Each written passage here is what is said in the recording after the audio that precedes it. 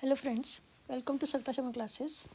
आज का हमारा टॉपिक रहेगा एसएससी या बैंक एग्ज़ाम या और भी किसी कम्पिटिटिव एग्ज़ाम के लिए जो फिलर्स का क्वेश्चन आता है, यानी कि fill in the blanks single sentence वाली, उसके ऊपर बेस्ड जो क्वेश्चंस आते हैं उसकी प्रैक्टिस करेंगे। इसके लिए आपको क्या क्या चाहिए होगा। एक तो आपकी वोकेबलरी इसमें काम आएगी, क्योंकि बहुत से वर्ड्स होंगे, मल्टीपल ऑप्शंस होती हैं, उसमें से आपने चूज़ करना होता है। तो अगर आप को मीनिंग पता होगा तो आप उसको आसानी से कर पाएंगे। सेकेंडली, आपका ग्रामर पर कंट्रोल होना चाहिए, उसकी नॉलेज होनी चाहिए। थर्डली, जो पार्ट्स ऑफ स्पीच हैं उनके बारे में भी पता हो, फ्रेजल वर्ब वगैरह आती हों।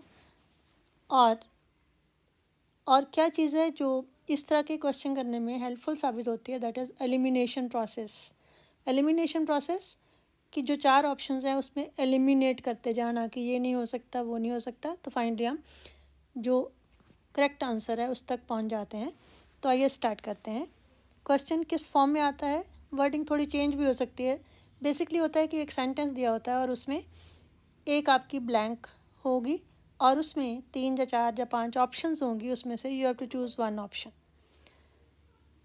तो यहाँ पर क्वेश्चन है, pick out the most effective word from the given words, कि जितने वर्ड्स दिए हैं उसमें सबसे ज़्यादा इफ़ेक्टिव, प्रभावशाली जो word fill in the blank में भरना है वो आप फिल कीजिए।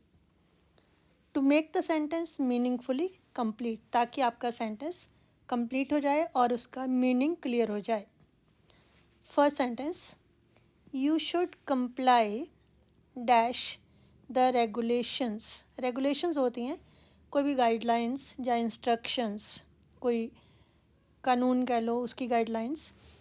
कंप्लाई, उसके बाद ऑप्शंस हैं to, with, for, of, upon. तो यहाँ पर ज़रूरत पड़ेगी आपकी प्रेपोजिशंस की।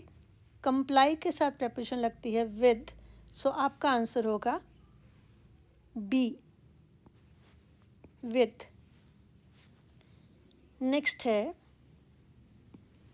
His flat is on the fifth roof, fifth floor, fifth step, quarter या हेड। 5वीं मंजिल, मंजिल के लिए आप कौन सा वर्ड यूज़ करते हैं? रूफ होती है छत, फ्लोर होता है फर्श, स्टेप होती है सीढ़ियाँ, और क्वार्टर पूरे घर को भी कहते हैं क्वार्टर, और 1/4 को भी कहते हैं। और हेड, हेड तो यहाँ नहीं आएगा क्योंकि यहाँ पर आगे नाउन आएगा, ना कि वर्ब या हेल्पिंग वर्ब। तो ये तो एलिमिनेट हो गया। अब क्वार्टर भी एलिमिनेट हो गया क्योंकि 5वां क्वार्टर तो नहीं होगा, 5वां, फिफ्थ, उसका फ्लैट 5वें क्वार्टर पर है तो नहीं हो सकता, तो 5वें फ्लोर पर है। जैसे आपको पता है फ्लैट सिस्टम है तो उसमें काफ़ी ज़्यादा फ्लोर्स होते हैं, तो उसका फ्लैट जो है वो 5th फ्लोर पे है, तो बी पार्ट आपका आंसर होगा। So your answer is floor. उसके बाद है, if he worked hard he would have passed his matriculation exam. ये है कंडीशनल सेंटेंस। इफ़ से जो सेंटेंसेस स्टार्ट होते हैं उनको हम कंडीशनल सेंटेंसेस कहते हैं। और इसमें मैंने आपको पहले करवाया हुआ है कि अगर आपके 2 पार्ट हैं कंडीशनल सेंटेंस में और एक में है वुड हैव, तो दूसरे में आएगा हैड। तो यहाँ में आप आसानी से हैड को आप ओके कर सकते हैं। If he had worked hard he would have passed. ये एक कम्बिनेशन होता है हैड और वुड हैव का। तो इसके लिए अगर आपने सेंटेंसेस का जो स्ट्रक्चर वाला पोर्शन है उसको ढंग से किया हो तो आप आसानी से यहाँ पर समझ जाएंगे। और भी कई इस तरह के क्वेश्चंस आते हैं जिसमें कंडीशनल सेंटेंसेस के बेसिस पर आपकी ब्लैंक आप फिल कर सकते हैं। नेक्स्ट है, his grandfather passed last month. Passed out, passed in, step, away, life. अब पास्ट लाइफ तो नहीं हो सकता, पास्ट स्टेप भी नहीं हो सकता। उसके बाद पास्ड आउट, पास्ड इन या पास्ड अवे। तो आपको फ्रेजल वर्ब पता होगी, पास अवे होता है डेथ हो जाना, मर जाना। तो इसका मीनिंग यही है कि उसके ग्रैंडफादर जो थे उनकी डेथ लास्ट मंथ हुई। सो आपका आंसर होना चाहिए D, his grandfather passed away last month. Next देखते हैं। As soon as the train arrived at the station he quickly it. जैसे ट्रेन स्टेशन पर पहुंची वो तेजी से चढ़ गया। Boarded it, climbed it, got it, catch it, occupied it. अब ये तो हमें मालूम है कि ये पास्ट टेंस की बात है, तो कैच तो ऑलरेडी आपका रूल आउट हो जाता है। उसके बाद है गॉट इट, उसने ट्रेन को ले लिया, नहीं, ये भी रूल आउट हो गया। ट्रेन को ऑक्यूपाई भी नहीं करेगा, ऑक्यूपाई करते हैं सीट को, लेकिन यहाँ पर उसने ट्रेन को ले लिया या ट्रेन को कर लिया, क्या कर लिया, चढ़ गया। अब क्लाइम होता है कहीं भी ऊपर की तरफ जाना, और बोर्ड जो वर्ड है that is exact word for getting into a बस और अ ट्रेन और अ शिप और अ प्लेन। बस में, प्लेन में, ट्रेन में चढ़ने को हम बोलते हैं बोर्ड करना, चढ़ना। तो आपका आंसर होगा A part, he boarded it. Next है बी केयरफुल, ध्यान से, यू मे द कप, आप कहीं कप गिरा ना दें, जब कप आपसे गिर ना जाए। You may throw the cup, पहले आप देखिए मे क्या है, आपकी मॉडल वर्ब है, इसके साथ वर्ब की फर्स्ट फॉर्म ही आती है। तो थ्रू जो है that is the second form of throw, तो ये आपका हो गया रूल आउट, ये आप यहाँ पर नहीं लगाएंगे। उसके बाद है you may throw the cup, throw होता है फेंकना, ध्यान देना आप कप को फेंक ना दें। You may drop the cup, drop होता है गिरना या गिराना, तो यहाँ पर आप कप को गिरा ना दें। स्लिप होता है फिसलना, और लॉस भी नहीं आएगा, लॉस है नाउन, और यहाँ पर आएगी वर्ब, तो इसलिए लॉस भी रूल आउट है, थ्रू भी रूल आउट है। थ्रो नहीं आएगा, स्लिप नहीं आएगा। स्लिप क्या होता है, फिसलना, अब फिसलेंगे तो आप, ना कि कप, तो ऐसा ना हो कि आप कप को गिरा दें। So drop is the right answer. तो यहाँ पर आपने देखा होगा कि आपको जो वर्ड्स हैं उनका मीनिंग पता होगा, और साथ में आपको कौन सा पार्ट ऑफ स्पीच वहाँ पर लगेगा वो पता होना चाहिए, तो आप आसानी से कर सकते हैं। टेंसेस की नॉलेज होनी चाहिए, वो सब कुछ मैं आपको अपनी पिछली वीडियो में उसके लिंक दे चुकी हूँ। अलग अलग प्लेलिस्ट हैं, टेंसेस पर, वॉइस पर, नरेशन पर, पार्ट्स ऑफ स्पीचेस पर, तो आप उनको जाके देख सकते हैं जहाँ भी आपको डाउट हो। नेक्स्ट करते हैं, there a crashing sound at that moment, उस क्षण एक बहुत ज़्यादा तेज आवाज़, जैसे कुछ बहुत ज़्यादा भारी गिरा हो, वो आई या सुनाई दी। अब दैट मोमेंट, जो दैट है वो आपको बताएगा दूरी, तो डिस्टेंस जो है प्लेस का डिस्टेंस भी होता है और टाइम का भी। तो अगर दिस होता है दिस मोमेंट, तो हम प्रेजेंट यूज़ करते, दैट मोमेंट में पास्ट यूज़ होगा। तो यहाँ पर आपका वॉज रूल आउट हो गया क्योंकि वो पास्ट को शो कर रहा है, वर रूल आउट हो गया, अपीयर्ड रूल आउट हो गया क्योंकि ईडी लगा है, वो भी आपका पास्ट है। सॉरी, हमने रूल आउट करना था प्रेजेंट, क्योंकि मैंने बताया कि जो दैट है उसके साथ हम पास्ट लगाएंगे। तो रूल आउट हमारा क्या हो रहा है, इज़ रूल आउट हो रहा है और सीम्स रूल आउट हो रहा है, क्योंकि सीम के साथ एस लगा है, तो इसका मीनिंग ये प्रेजेंट इंडेफिनिट टेंस है। तो अब बचा वॉज, अपीयर्ड या वर। अब पहले वॉज और वर में देखें किसके हिसाब से लगेगा, क्रैशिंग साउंड के हिसाब से। तो साउंड क्या है, सिंगुलर, तो यहाँ पर वॉज आएगा ना कि वर, तो वर भी आपका रूल आउट हो गया। अब रह गए हमारे पास दो, वॉज या अपीयर्ड। अपीयर्ड अ क्रैशिंग साउंड, साउंड अपीयर हुई, सामने आई, ऐसा तो नहीं लगता, या फिर अपीयर टू बी होना चाहिए था, तो यहाँ पर वॉज जो है that is the correct option. Next sentence लेते हैं। Many fear a tiger because it is a animal.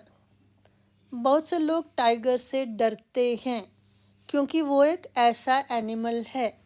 तो यहाँ पर हमें मालूम हो गया कि एनिमल नाउन है, तो इसको बताने के लिए हमें चाहिए एडजेक्टिव।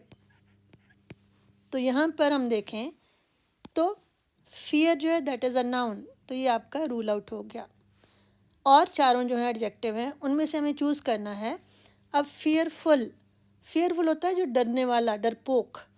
तो अगर टाइगर खुद ही डरपोक होगा तो लोग उससे क्यों डरेंगे, तो ये भी आपका रूल आउट हो गया।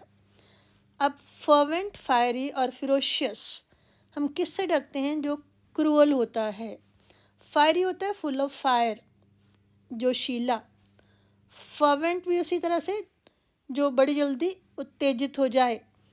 लेकिन फिरोशियस होता है क्रूअल या क्रूर। तो this is your right option, ferocious. तो ये तभी कर पाएंगे अगर इन वर्ड्स के मीनिंग आपको आते होंगे। तो वोकैबुलरी इम्प्रूव करने के लिए मेथड क्या होता है, आप डेली कोई ना कोई न्यूज़पेपर पढ़ें, कुछ ना कुछ इंग्लिश का पढ़ें। अगर न्यूज़पेपर नहीं तो कोई नॉवल पढ़ें, कोई स्टोरी पढ़ें, और उसमें जो वर्ड नहीं आते हैं उनको अंडरलाइन करें, उनको डिक्शनरी से देखें, और बार बार जब वो वर्ड आएगा तो उसका यूसेज, उसको किस तरह से इस्तेमाल किया गया है उस पर फोकस करें। और साथ ही मेरी एडवाइस ये होगी कि आप एक गोल रखें कि डेली कम से कम 5 नए वर्ड आपने लर्न करने हैं।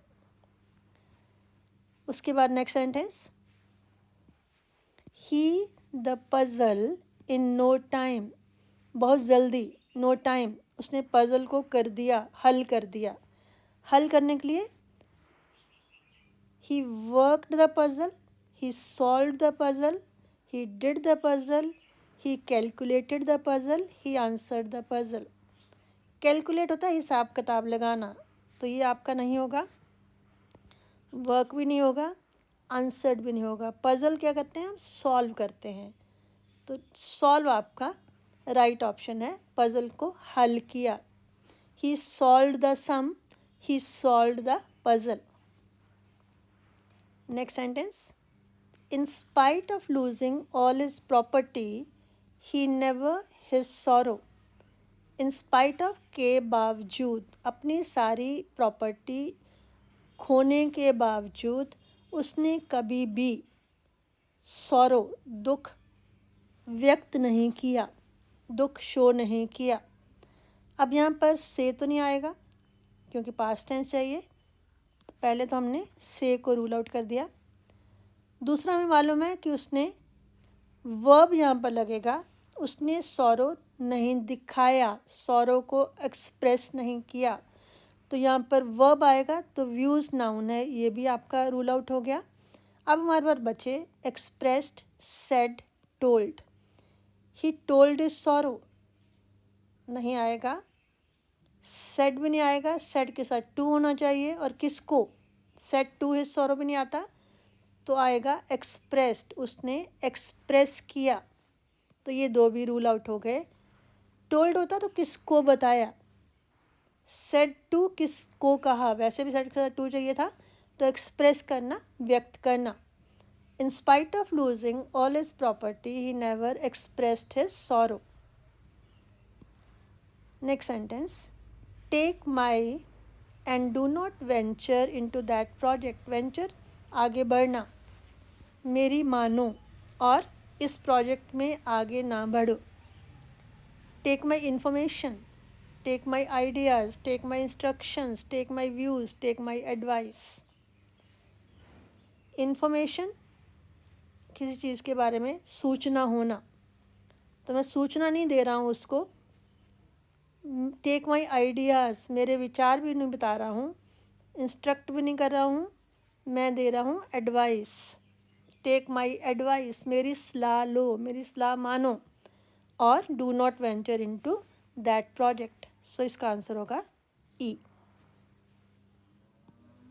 Raju promised me that he would come, did not turn up. Raju ने प्रॉमिस किया था वो आएगा लेकिन नहीं आया। तो यहाँ पर कंट्रास्ट की कंजंक्शन चाहिए, एंड वहाँ लगाते हैं जब दोनों चीज़ें एक जैसी हों। कंट्रास्ट होता है ऑपोजिट, एंड होता है दोनों एक लेवल की, तो एंड आपका रूल आउट हो गया। सो होता है पहले के फलस्वरूप दूसरा, एज अ रिजल्ट ऑफ, तो ये भी नहीं है। स्टिल अभी भी, Raju promised me and he would come, still did not turn up, ये भी नहीं होगा। दो डिड नॉट टर्न अप, दो चाहे, यहाँ भी नहीं आएगा, यहाँ आएगा बट। बट जो है that is in conjunction of contrast. तो पार्ट्स ऑफ स्पीच में कंजंक्शंस बहुत इंपॉर्टेंट रोल प्ले करती हैं आपके क्वेश्चंस को आंसर करने में। तो बट जो है that is conjunction of contrast, जब दो चीज़ें ऑपोजिट हों। उसने प्रॉमिस किया लेकिन नहीं आया। उसके बाद नेक्स्ट है they could hear the horses, घोड़ों के आने की आवाज़, घोड़ों के दौड़ने की आवाज़ वो सुन सकते थे। अब यहाँ पर गैल्पिंग, रनिंग, हॉपिंग, स्किपिंग, जंपिंग, यहाँ पर अगर आपको गैलप का मीनिंग आता होगा तो आपको और कहीं जाने की ज़रूरत नहीं पड़ेगी, क्योंकि गैलप का मीनिंग होता है घोड़ों के तेज दौड़ने की आवाज़। तो Gallup is the right answer. Run होता है नॉर्मली दौड़ना, हॉप होता है जंप लगाना, स्किप होता है रस्सी कूदना, और जंप होता है नॉर्मल जंप लगाना। लेकिन यहाँ पर आपका एग्जैक्ट वर्ड है गैल्पिंग। तो इसीलिए मैं कहती हूँ बार बार वोकेबलरी पे ध्यान दीजिए। वोकेबलरी अगर आपको वर्ड का मीनिंग आता होगा, आपको पता होगा वो कहाँ फिट बैठेगा। He his shoes till they shone, जब तक वो चमके नहीं उसने अपने शूज़ को किया, क्या किया, उनको ब्रश किया, वाइप किया, स्क्रब किया, पॉलिश किया, शाइन किया। तो शाइन तो नहीं करेगा, शाइन तो शूज़ करेंगे, तो पहले तो आपका ये रूल आउट हो गया। अब कौन सी चीज़ करेगा जिससे उसके शूज़ पॉलिश होंगे, सॉरी शाइन करेंगे। वैसे तो सब कुछ ही करना पड़ता है, लेकिन बेसिक वर्ड आएगा पॉलिश, क्योंकि पहले आप उसको ब्रश से थोड़ा साफ़ करते हैं, फिर कपड़े से पोंछते हैं, फिर स्क्रब करते हैं, स्क्रब होता है रगड़ना, सब कुछ कर सकते हैं, लेकिन शाइन वो करेंगे पॉलिश होने के बाद। So he polished his shoes till they shone. Next sentence, there are people living in this street, इस शहर में, इस गली में बहुत से लोग रह रहे हैं। बहुत से, अब उसमें मैनी और मच, जब आपने मैनी मच के बारे में बात की थी हमने, तो वहाँ पर आपने देखा होगा कि मच जो है, अब ये डिटर्मिनर होते हैं, मच आता है क्वांटिटी के लिए, मैनी आता है नंबर के लिए, तो मच यहाँ पर रूल आउट हो गया। लॉट के साथ ऑफ चाहिए तो ऑफ नहीं है, ये भी रूल आउट हो गया। प्लेंटी के साथ भी ऑफ चाहिए, वो भी रूल आउट हो गया। वैसे भी प्लेंटी नॉर्मली क्वांटिटी के लिए आता है। सफिशेंट पीपल होता है कि ठीक थे जितने चाहिए थे, लेकिन मैनी मीन बहुत ज़्यादा थे, तो यहाँ पर राइट आंसर होगा many. There are many people living in this street. Sufficient से क्लियर नहीं होगा कि कितने सफिशेंट, अब 50 भी सफिशेंट हो सकते हैं, 100 भी सफिशेंट हो सकते हैं, किसी सिचुएशन में 10 भी सफिशेंट हो सकते हैं, तो इसलिए यहाँ पर आएगा मैनी। आई अ स्ट्रेंज नॉइस, मैंने अजीब आवाज़ सुनी, पास्ट टेंस, तो इसलिए प्रेजेंट वाले वैसे रूल आउट हो गए। Listen present, here present, fat तो वैसे मोटा होता है, वो भी यहाँ फिट नहीं बैठेगा। अब हमारे पास दो ऑप्शंस बचती हैं, हर्ड और लिसनड। अब यहाँ पर एक तो वैसे आप ध्यान रखें, लिसन के साथ नॉर्मली टू आता है। लिसन टू होता है टू बी अटेंटिव, बड़े ध्यान से किसी आवाज़ को सुनना। और हियर होता है कोई भी आवाज़ जो अपने आप आपके कानों में पहुंच जाती है। तो यहाँ पर आपने ध्यान से नहीं सुना, एक आवाज़ आई जो आपके कानों तक पहुंची, तो यहाँ पर आएगा heard. I heard a strange noise. Listen to me attentively, मेरी बात को गौर से सुनो, वहाँ आएगा लिसन। लेकिन हियर आएगा जो चीज़ ऑटोमेटिकली आपके कानों तक आवाज़ जो पहुँच रही है। नेक्स्ट है the doctor will, the operation, doctor operation करेगा, perform the operation, exercise the operation, make the operation, conduct the operation, execute the operation. तो आपने अक्सर सुना है कि डॉक्टर ऑपरेशन को परफॉर्म करते हैं, सो ए आपका आंसर होगा। एक्सरसाइज नॉर्मली हम यूज़ करते हैं पावर्स को एक्सरसाइज करना, इस्तेमाल करना। मेक बनाने के लिए होता है, कंडक्ट करना जैसे कोई स्टेज कंडक्ट कर दिया, एग्जीक्यूट करना किसी चीज़ को कार्य रूप देना, लेकिन ऑपरेशन के लिए हम वर्ड यूज़ करते हैं perform. So A is your right option. He met with an on his last excursion, excursion होता है टूर, जब वो टूर पे गया था लास्ट बारी। ही मेट विद एन, उसका एक्सीडेंट हो गया, he met with an accident. और देख लेते हैं, he met with an illness, बीमारी से मिला, he met with an luck, an है तो लक तो वैसे नहीं आएगा, एन है तो रिस्क्स भी नहीं आएगा क्योंकि एन एक के लिए है, ये प्लूरल है, फ्रेंड्स भी प्लूरल है, तो यहाँ पर इलनेस या एक्सीडेंट रह जाता है, तो यहाँ पर आएगा accident. He met with an accident, अक्सर ऐसा एक्सप्रेशन सुनने को मिलता है। So see is your right expression. I most of my time to prayers, मैं ज़्यादातर समय प्रेयर्स में बिताता हूँ।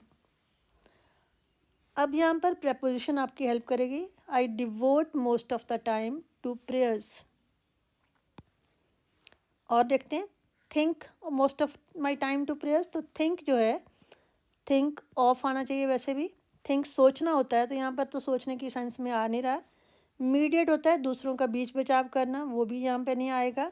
सिंग गाना होता है, और कंसंट्रेट होता है किसी चीज़ पर पूरा ध्यान एकाग्रचित करना, तो यहाँ पर आएगा डिवोट, ज़्यादातर समय प्रेयर्स में डिवोट करता हूँ। वैसे भी डेविटी वर्ड आपने सुना होगा, प्रेयर्स के साथ वो भी जुड़ा हुआ होता है, इसलिए यहाँ पर आएगा डिवोट।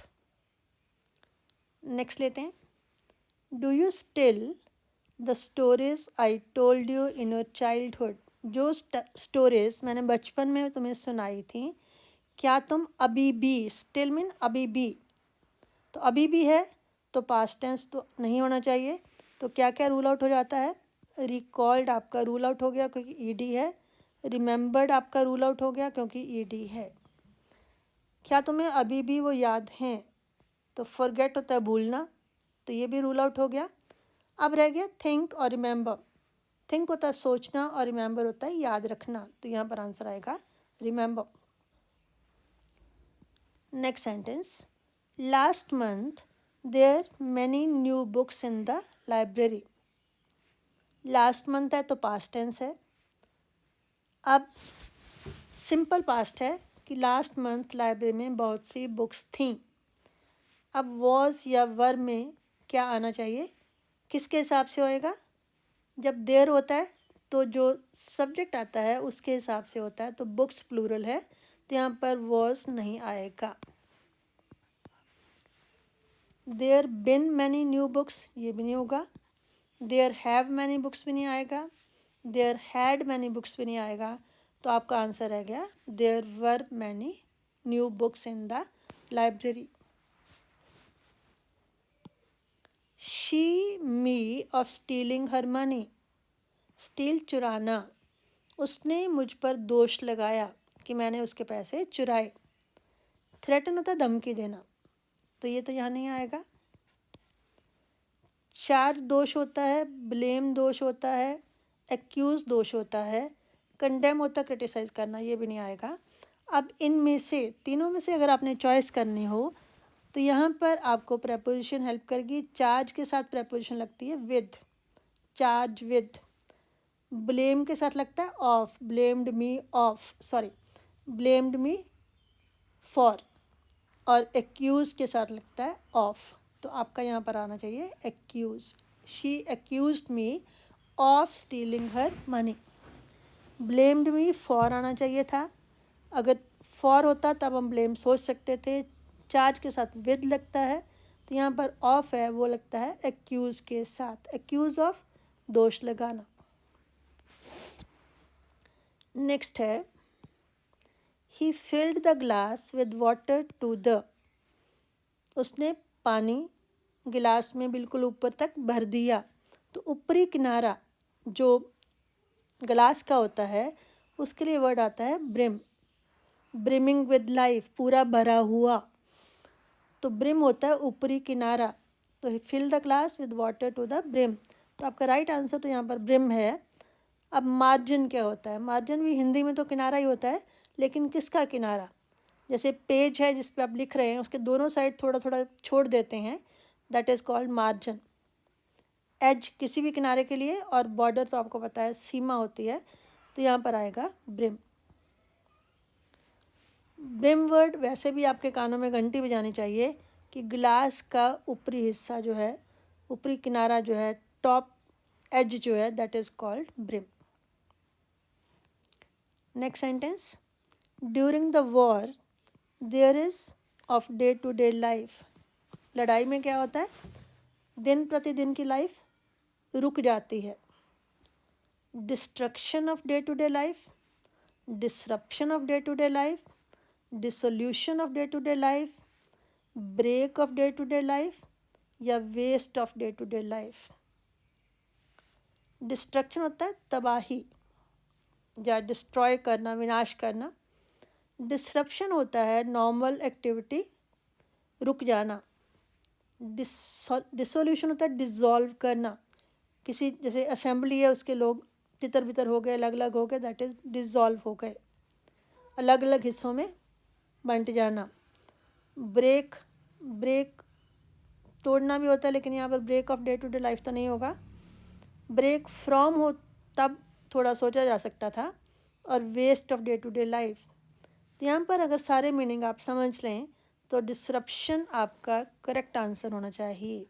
डिसरप्ट करना कि जैसे लड़ाई होती है तो आपकी दिनचर्या रुक जाती है, normal day to day work आप नहीं कर पाते, that is called disruption.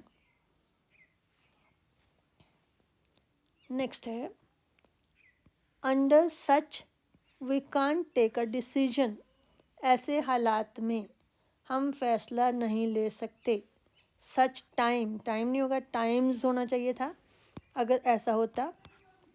Positions भी नहीं आएगा, स्टेटस भी नहीं आएगा, under such status, under such occasions भी नहीं आएगा, यहाँ आएगा हालात, अंडर सच सर्कमस्टांसेस।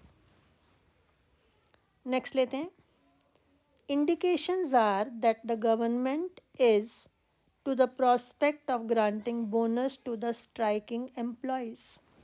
इंडिकेशन संकेत, ऐसे संकेत मिले हैं कि जो एम्प्लॉय स्ट्राइक कर रहे हैं उनको बोनस देने के लिए गवर्नमेंट तैयार हो गई है, मान गई है। तो मान गई है, aligned to the prospect, obliged, reconciled, relieved या authorized। oblige होता है कंपेल होना, is obliged to, obligation है। reconcile होता है मान जाना। relieve होता है राहत देना, गवर्नमेंट इज़ relieved, गवर्नमेंट को राहत नहीं मिली है, तो यहाँ पर relieve नहीं आएगा। गवर्नमेंट इज़ ऑथराइज, गवर्नमेंट को कौन ऑथराइज करेगा? ऑथराइज होता है उसको अथॉरिटी देना, वो तो ऑलरेडी अथॉरिटी है। अलाइनमेंट होता है समझौता टाइप, या फिर दो चीज़ों का आपस में थोड़ा तालमेल, लेकिन रिकनसाइल यहाँ पर एग्जैक्ट आएगा कि गवर्नमेंट मान गई है, रिकनसाइल्ड।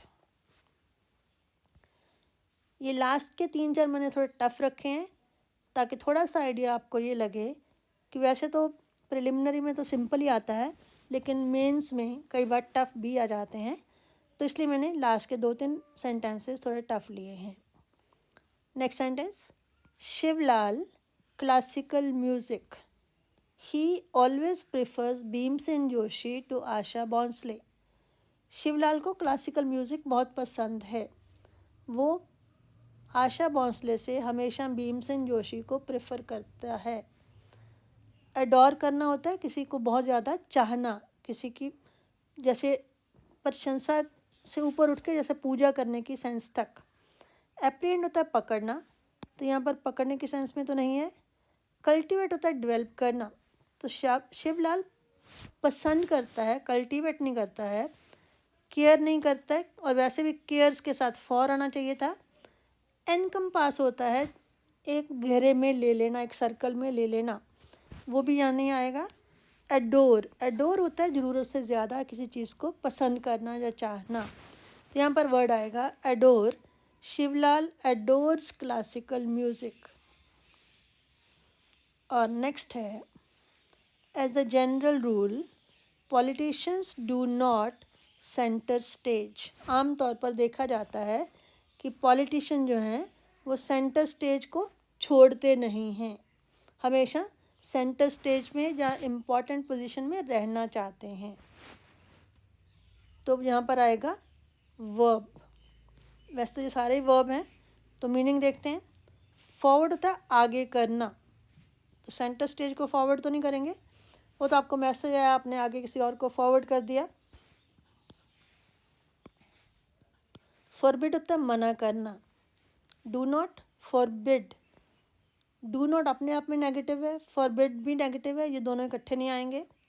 फॉरगिव होता है माफ़ करना, माफ़ करना भी यहाँ नहीं आएगा क्योंकि सेंटर स्टेज को माफ़ तो नहीं करतेगा। फॉरसेक होता है छोड़ना, और फोस्टर होता है बढ़ावा देना, तो यहाँ पर आएगा फॉरसेक। कि जो पॉलिटिशियन हैं वो आम तौर पर सेंटर स्टेज को छोड़ते नहीं हैं। नेक्स्ट है आई was totally bye his line of thinking and could not put fourth any argument. मैं पूरी तरह से उसकी थिंकिंग के आगे नतमस्तक हो गया, आगे मैं कुछ बोल नहीं पाया, कोई आर्ग्यूमेंट नहीं दे पाया। डिमोलिश, डिमोलिश होता है किसी चीज़ को गिरा देना, कोई बिल्डिंग को गिरा देना, तो वो यहाँ पर नहीं होगा। एग्जॉस्ट होता है थक जाना, आई was totally exhausted bye his line of thinking, ये भी नहीं हो सकता। एग्जॉस्ट तो किसी काम से होंगे। रिफ्यूटेड होता है किसी चीज़ का खंडन करना, तो यहाँ पर खंडन भी नहीं आएगा। तो यहाँ पर आएगा नॉन प्लस। नॉन प्लस होता है कि जब आपकी बोलती बंद हो जाए, उसको बोलते हैं nonplussed. I was totally nonplussed by his line of thinking. और आज का लास्ट सेंटेंस है we still have not given our to conduct the survey of natural resources in our state. हमारे राज्य में जो प्राकृतिक सोर्सेज हैं, साधन हैं, संसाधन हैं, उनके सर्वे करने की हमने अभी तक इजाज़त नहीं दी है। तो इजाज़त के लिए होता है कंसेंट, तो आपका आंसर तो कंसेंट होना चाहिए। अब यहाँ पर प्रोजेक्शन, किसी चीज़ को प्रोजेक्ट करना, पेश करना, तो यहाँ पर पेश तो नहीं करें। रिक्वेस्ट करना, हम रिक्वेस्ट नहीं करें बल्कि दूसरों ने रिक्वेस्ट की है, हमने उन्हें परमिशन नहीं दी है। कंप्लायंस होता है कंप्लाई करना, किसी की आज्ञा का पालन करना। और प्रोविज़न होता है प्रोवाइड करना, तो ये सारे नहीं आएंगे। यहाँ पर आएगा कंसेंट, हमने अपनी कंसेंट नहीं दी है, स्वीकृति नहीं दी है, मंजूरी नहीं दी है, अप्रूवल नहीं दी है कि वो हमारे राज्य के नेचुरल रिसोर्सेज का सर्वे कर सकें। तो इस तरह से हमने देखा आज के वीडियो में कि अगर आपके एग्ज़ाम में, चाहे वो एसएससी का एग्ज़ाम है, चाहे वो आईबीपीएस के क्लरिकल लेवल का एग्ज़ाम है, या पीओ लेवल का एग्ज़ाम है, या कोई और कॉम्पिटिटिव एग्ज़ाम है, जो भी आपके फिलर्स के क्वेश्चन आते हैं सिंगल सेंटेंस के, उसमें आपको क्या क्या चीज़ों पर फोकस करना होगा। काफ़ी कम्प्रिहेंसिव एक्सरसाइज के थ्रू मैंने ये बताया आपको कि आपकी वोकेबलरी साउंड होनी चाहिए। उसके लिए आपको क्या करना है, आपके पार्ट्स ऑफ स्पीच और ग्रामर उस पर मास्टरी होनी चाहिए। वो पिछली वीडियो में मैं आपको बता चुकी हूँ। इवन अदरवाइज़ भी आप मेरे चैनल को जब सब्सक्राइब करेंगे तो इसमें अलग अलग प्लेलिस्ट बनी हुई हैं। एक्टिव पैसिव की प्लेलिस्ट अलग है, टेंसेस की अलग है, वॉइस के साथ साथ नरेशन भी है, पार्ट्स ऑफ स्पीच भी हैं, सेंटेंस स्ट्रक्चर वगैरह जो है वो आपको इंग्लिश फॉर कॉम्पिटिटिव एग्ज़ाम में मिल जाएगा। तो इस तरह से आप जितनी ज़्यादा उस पर मास्टरी आपकी होती जाएगी उतना ही ज़्यादा आपका क्वेश्चन सॉल्व करने के चांसेस बढ़ते जाएंगे। तो अगर आपने फर्स्ट टाइम ऐसा क्वेश्चन किया हो तो आप डिस्करेज मत हों, प्रैक्टिस से आप भी काफ़ी अच्छा कर पाएंगे। मैंने कहीं कहीं थोड़ा लेवल बढ़ा के भी दिया है ताकि आप बिल्कुल सिंपल लेवल तक ना सीमित रह जाएं। अगली वीडियो में फिलर्स पे ही बात होगी, लेकिन सिंगल फिलर्स पे नहीं बल्कि किसी डिफरेंट वैरायटी पर। तो आप अगली वीडियो देखना भी मत भूलें। अगर ये वीडियो पसंद आए इसे शेयर करें, इसे लाइक करें, इस पर अच्छे अच्छे कमेंट्स दें ताकि मुझे भी आगे कुछ करने की मोटिवेशन मिलती रहे। Thank you.